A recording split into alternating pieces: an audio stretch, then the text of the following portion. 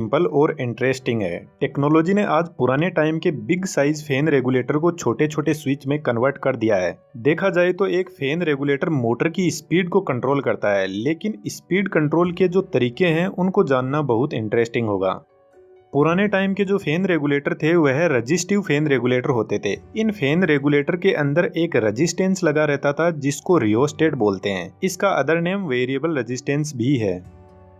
Rheostat और resistance में एक सिंपल सा फर्क होता है। रियोस्टेट के रेजिस्टेंस को हम एक नोब के थ्रू कंट्रोल कर सकते हैं।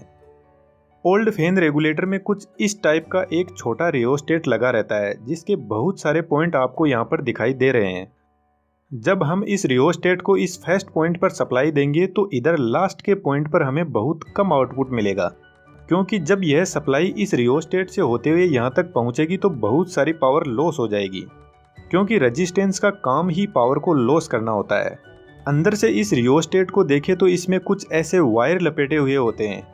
तो जब सप्लाई इन वायर से इतनी लॉन्ग ट्रेवल करके यहाँ तक पहुँचती है तो बहुत सारी पावर लॉस हो जाती है।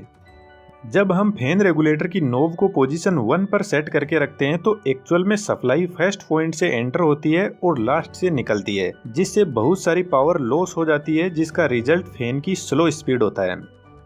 जैसे जैसे हम फैन की स्पीड बढ़ाते जाएंगे वैसे वैसे फैन रेगुलेटर की यह नोब रेजिस्टेंस को कम करती जाएगी।